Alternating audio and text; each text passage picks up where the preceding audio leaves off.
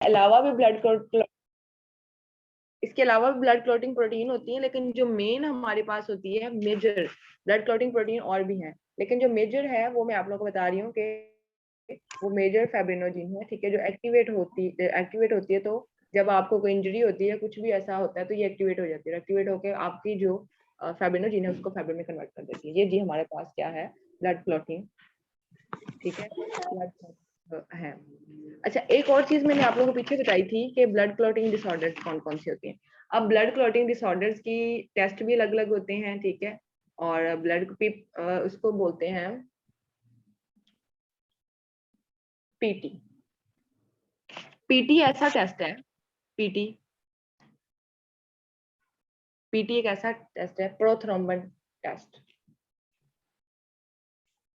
Test आप लोगों को सारे पढ़ाऊंगी, लेकिन लास्ट पे जब आप लोग बेसिक्स चीजें जान जाएंगे ना, सारी normal range, blood group, serology, haematology, each and everything आप लोग जान जाएंगे, ठीक है, उसके बाद आप लोगों को जितना कुछ आप लोग इसके बारे में जानेंगे, उसके बाद मैं आप लोगों को बताऊंगी कि अब ये जो चीजें टेस्ट करेंगे तो ऐसी होंगी, तो फिर आपको पहले से पता होगा कि रेंज इस तरह होगी तो पेशेंट नॉर्मल है, पेशेंट क्रिटिकल कंडीशन में है, पेशेंट को कौन सी डिसऑर्डर है, इसका हम ट्रीटमेंट क्या करेंगे, इसको हम लोग कौन सा जो है वो जो है एंटीबायोटिक देंगे, ठीक है।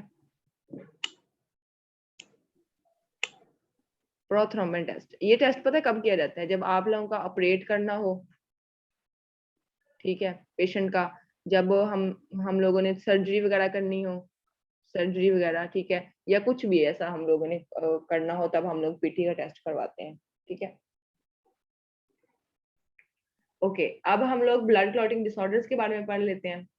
ये लेक्चर लंबा हो जाना है, और नेक्स्ट में भी ब्लड के बारे में जो रह गए पार्ट वो हम लोग पढ़ेंगे। अच्छा जी, ब्लड क्लॉटिंग डिसऑर्डर्स के बारे में हम लोगों ने पढ़ना था कि कौन कौन सी होती है। मैं इसका थोड़ा सा ओवरव्यू दे दूंगी, आप लोगों को ज्यादा नहीं पढ़ाऊंगी।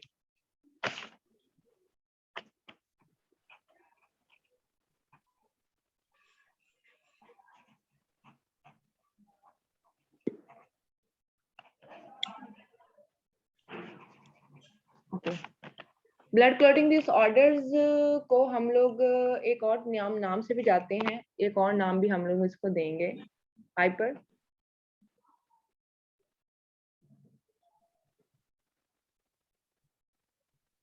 प्रोनाउंस करें, एनीवन?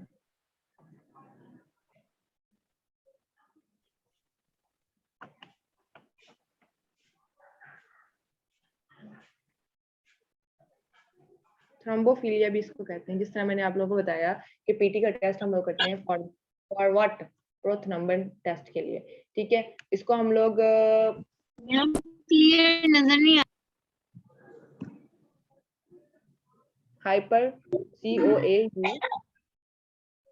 COAGU कोएगू, L है, फिर उसके बाद A B है। तो कहने लगी आप अपना काम करना है। बस ठीक है, मेरे पास इतना टाइम नहीं है पूरा दिन। आमना, अच्छा जी, अदर नेम्स जो हैं वो हम लोग इस तरह कर, अदर नेम मैंने आप लोगों को लिखवा दिए हैं।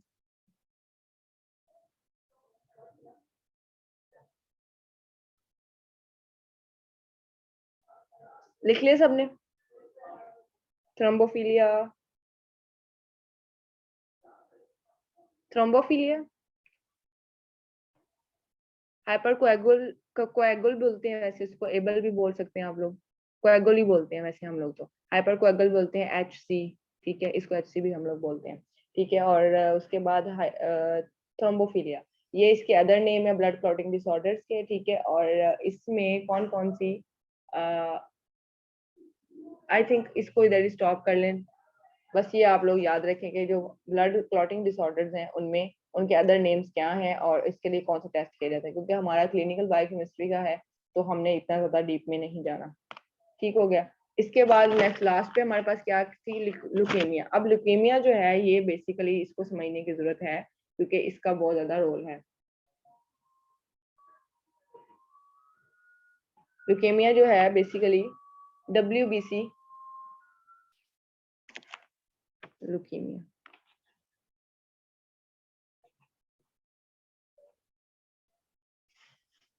अच्छा, इसको हम लोग क्या कहते हैं?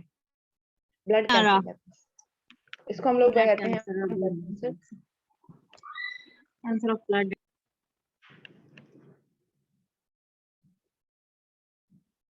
अभी जिसका माइक जो है वो म्यूट ना हुआ, अनम्यूट हुआ, उसके 5 मार्क्स मैंने काट देने। वैसे ही कोर्स मार्क में से मैंने उसके मार्क्स काट देने 5।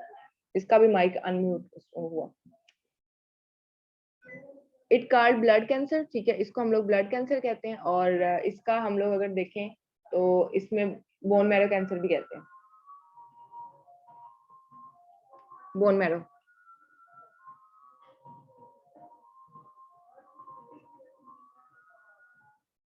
समझ आ रही है? इट कॉल्ड ब्लड कैंसर और बोन मैरो कैंसर, ठीक है। या तो ये ब्लड कैंसर होती है और या बोन मैरो कैंसर होता है, ठीक है। अब कैंसर किसको हम लोग कहते हैं? कैंसर क्या होता है बेसिकली?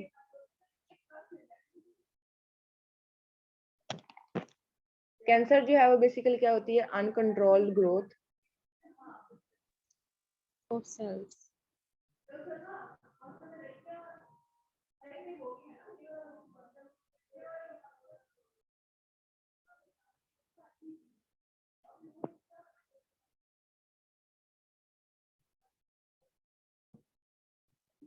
अनकंट्रोल्ड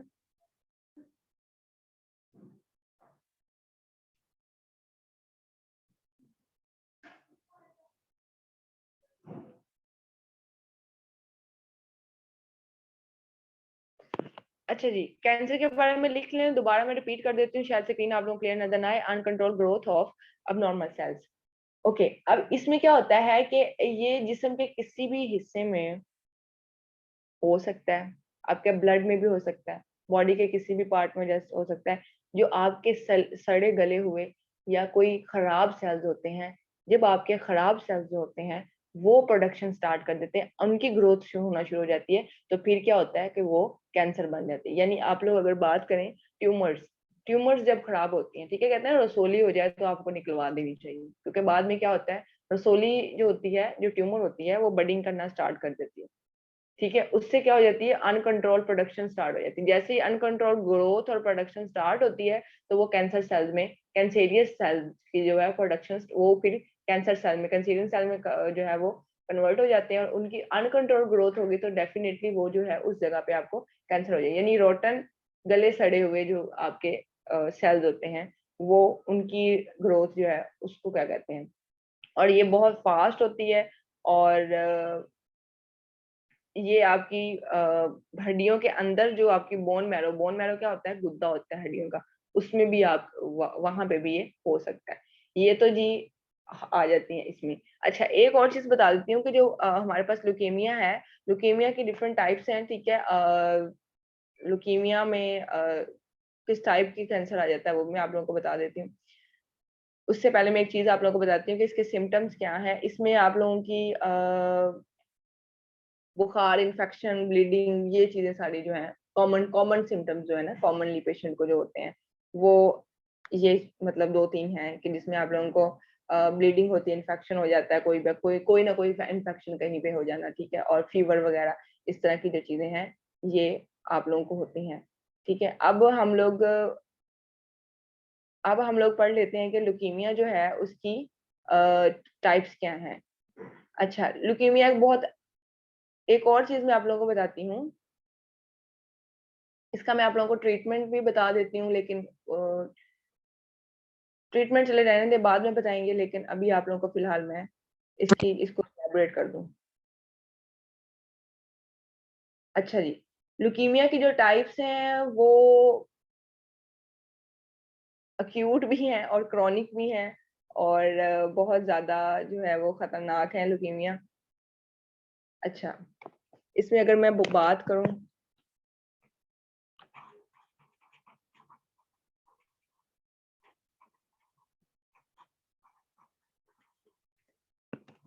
इसमें हमारे पास AML एक सब, फर्स्ट ऑफ ऑल AML है, ठीक है, ALL, उसके अलावा CLL, ठीक है, और एक मेरा ख्याल है एक रह गई है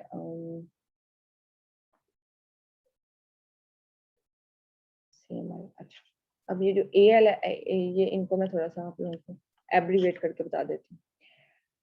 AML में हमारे पास आ जाती है अक्यूट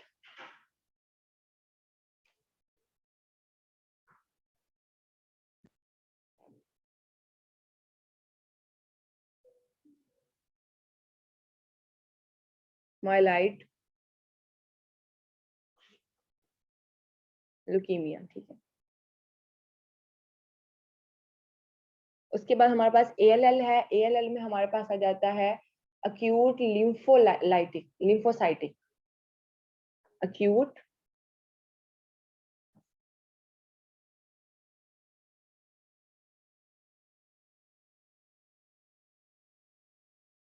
समझ आ रही है?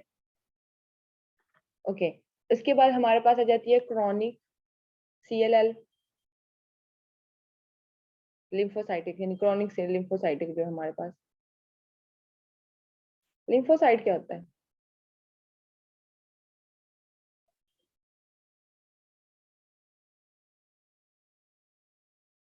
कोई जानता है?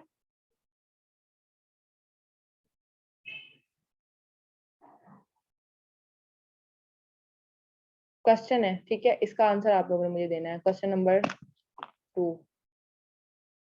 0.5 मार्क्स का, ठीक है।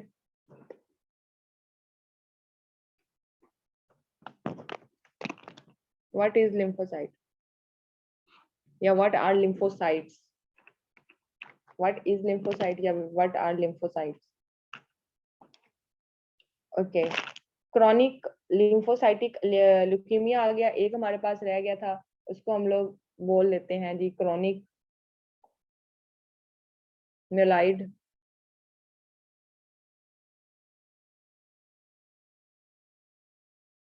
Leukaemia.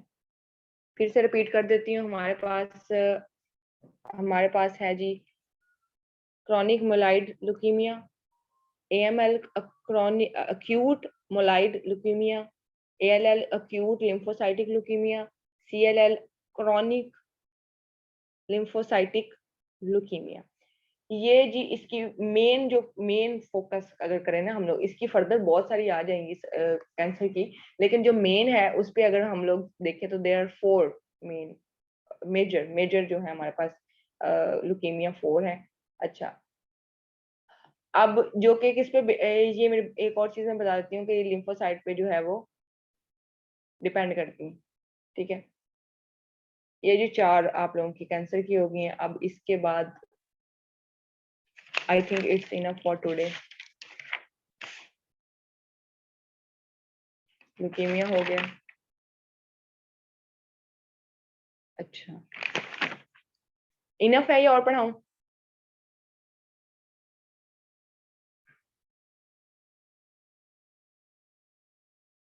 Students, it's enough? Yes ma'am. अगर मिक्स ना हो गया हो किसी का?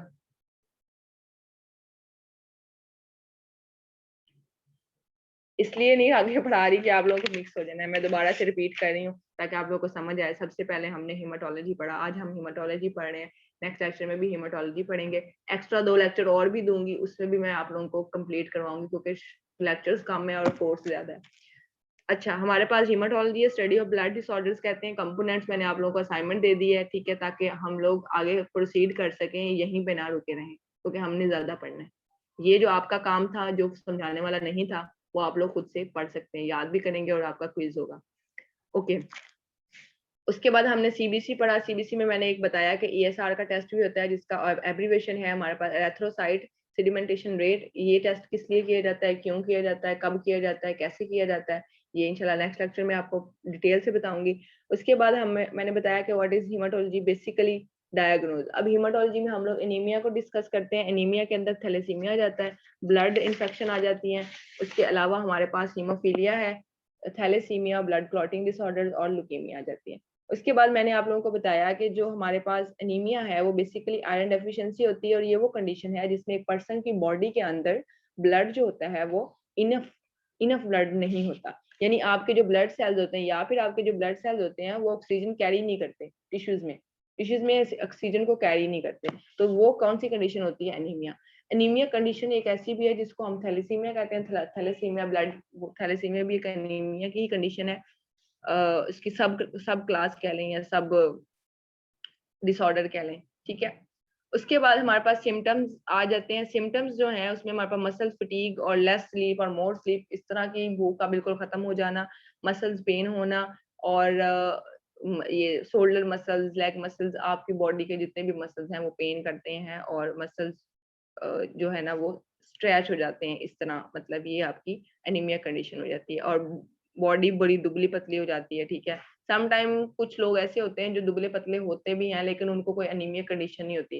अगर मैं बात करूं कि आई हैव मेरी HB 3.5 है, ठीक है, I am a healthy person, but मैं ड्यू टू मैं अगर न्यूट्रिएंट्स नहीं ले रही, अगर मैं न्यूट्रिएंट्स नहीं लूंगी तो मेरा जो बॉडी है वो दुबली पतली हो जाएगी, ठीक है। न्यूट्रिएंट्स की डेफिशिएंसी की वजह से दुबला पतला होना एक इज अनदर थिंग, लेकिन एनीमिया का पेशेंट जो होता है वो एक अलग चीज होती है। हम सम टाइम एनीमिया पेशेंट को क्या कर रहे होते हैं, अब एनीमिया पेशेंट जो होते हैं बच्चों, उन वो दुबले पतले क्यों होते हैं, यानी उनकी न्यूट्रिएंट्स उनको पूरे नहीं मिल रहे, ठीक है, उनमें खून की कमी, यानी एक तो उनके अंदर डिफेक्ट है, मेडिकल डिफेक्ट है कि उनका जो बॉडी है या उनका जो ब्लड वेसल्स हैं या ब्लड सेल्स हैं वो कैरी नहीं कर रहे ऑक्सीजन, ठीक है, इनफ ऑक्सीजन कैरी नहीं कर रहे टिश्यूज में, एक तो उनका मेडिकल इश्यू आ जाता है। लेकिन जो लोग, हम लोग दोनों चीजों को मिक्स कर देते हैं, दुबला पतला होने से ये भी कंसिडर कर लेते हैं कि शायद इसको खून की कमी है। खून की कमी उन लोगों को भी होती है जो वो एक मेडिकल कंडीशन तो है, एनीमिया कंडीशन तो है, लेकिन जो दूसरे दुबले पतले टाइप के पीपल होते हैं वो क्या है कि वो खाना नहीं खाते, तो जब खाना नहीं खाएंगे तो डेफिनेटली इंसान वीक होता है, ठीक है। 3 टाइम्स दिन में। ओके, उसके बाद सिम्टम्स बता दिए, फिर मैंने हीमोफीलिया की बात की। हीमोफीलिया बेसिकली ब्लड क्लॉटिंग या ब्लड क्लॉटिंग में व्हाट आर, मैंने आप लोग को क्वेश्चन दिया कि what are type, what what type, मतलब right the types of haemophilia, ठीक है, व्हाट आर द बेसिक या टाइप्स ऑफ हीमोफीलिया, वो मैंने आपको क्वेश्चन दिया है। विटामिन के ऐसा है जो ब्लड क्लॉटिंग को ब्लड क्लॉटिंग करता है। उसके बाद ये तो हमारे पास विटामिन है ना जो कि ब्लड क्लॉट करवाता है, लेकिन हमारे पास प्रोटीन भी होती हैं जो ब्लड क्लॉटिंग करवाती हैं। इसमें हमारे पास आ जाती है फाइब्रिनोजिन, जो कि एक्टिवेट होकर फाइब्रिन बना देती है। जब भी कोई इंजरी होती है, जब भी कोई आप लोगों को कोई वाउंड होती है या कोई सर्जरी वगैरह, या जब भी आपका ब्लड जो है वो निकलना स्टार्ट होता है, तब क्या होता है, फाइब्रिनोजिन एक्टिव हो जाती है और उसको फाइब्रिन में कन्वर्ट कर देती है, ब्लड जो है स्टॉप हो जाता है। ओके, ब्लड क्लॉटिंग डिसऑर्डर्स में मैंने आप लोगों को बताया कि हाइपर कोएगुल, ठीक है, इसको HC भी कहते हैं, और हमारे पास थ्रोम्बोफिलिया आ जाता है। और इसके ब्लड क्लॉटिंग के डिसऑर्डर्स में ये इनके अदर नेम्स हैं, ये इनके अदर नेम्स हैं, याद रखें ये अदर नेम्स हैं इनके। इसको मैंने ज्यादा एक्सप्लेन नहीं किया, लेकिन ब्लड को क्लॉटिंग का टेस्ट करने के लिए, यानी अगर आपकी सर्जरी होने जा रही है या आपका ऑपरेशन होने जा रहा है तो आप लोग ब्लड टेस्ट करोगे, टेस्ट करवाओगे तो पीटी का टेस्ट आप लोग का होता है। पीटी जो है बेसिकली प्रोथ्रोम्बन टेस्ट है, ठीक है, जो कि ऑपरेट, सर्जरी या सेक्शन जो भी करना हो, ठीक है, उसके लिए पीटी का टेस्ट करवाते हैं, ठीक है, ये देखने के लिए कि आपका प्रोथ्रोम्बन टेस्ट नहीं है पीटी, यानी प्रोथ्रोम्बन टाइम, टाइम कितना है, कितनी देर में आपके ब्लड क्लॉटिंग हो जाती है। अगर तो आपके ब्लड क्लॉटिंग का टाइम बहुत ज्यादा ज्यादा है तो फिर आपकी सर्जरी नहीं करते। क्यों? क्योंकि ये तो फिर जब सर्जरी होगी तो आपका ब्लड निकलना शुरू हो जाएगा और ब्लड तो स्टॉप ही नहीं होगा और आपकी डेथ हो सकती है, ठीक हो गया। उसके बाद ल्यूकेमिया, ये बेसिकली ब्लड कैंसर है, और बोन मैरो कैंसर भी कहते हैं। कैंसर जो है वो uncontrolled growth of abnormal cells, उनको हम लोग कैंसर कहते हैं। अब ल्यूकेमिया की टाइप्स मैंने बताई हैं, इसमें हमारे पास CML है, AML है, ALL, CLL है। अब ALL और ये सारी चीजें क्या, इनके ऑब्जर्वेशन में बता देती हूँ। CML basically chronic myeloid leukaemia है, AML acute myeloid leukaemia, ALL acute lymphocytic leukemia, और CLL chronic lymphocytic leukemia, ठीक है। ये जी सारी चीजें थी। अब मैं अगेन आप लोगों को आपका होमवर्क रिपीट करवा देती हूँ।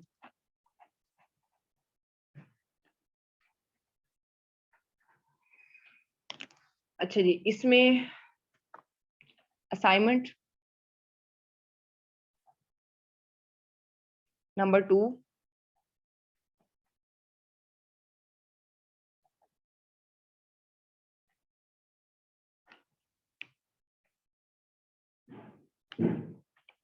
write the complete blood count components,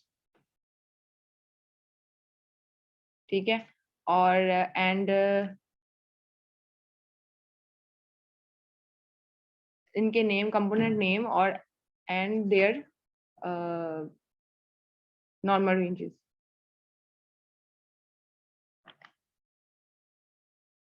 ठीक है, ये आपकी असाइनमेंट होगी नंबर ओके। अब इसी में से आपका क्विज भी होगा, ठीक है, ये चीज आपने याद रखनी है।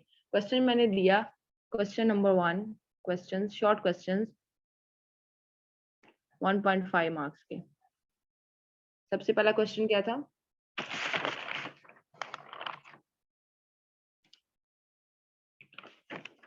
Right the types of haemophilia.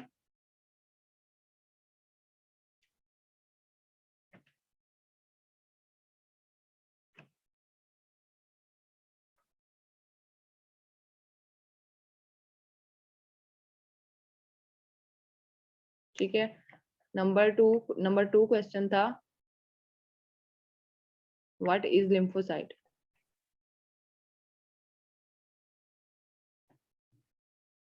ठीक है, और एक क्वेश्चन मैं एडिशनल दे रही हूँ, व्हाट इज द डिफरेंस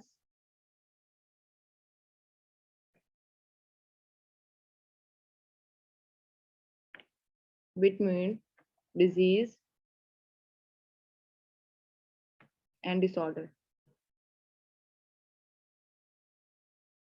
अच्छा जी, ये मैं हाईलाइट कर देती हूँ, ये आपकी असाइनमेंट है, ठीक है,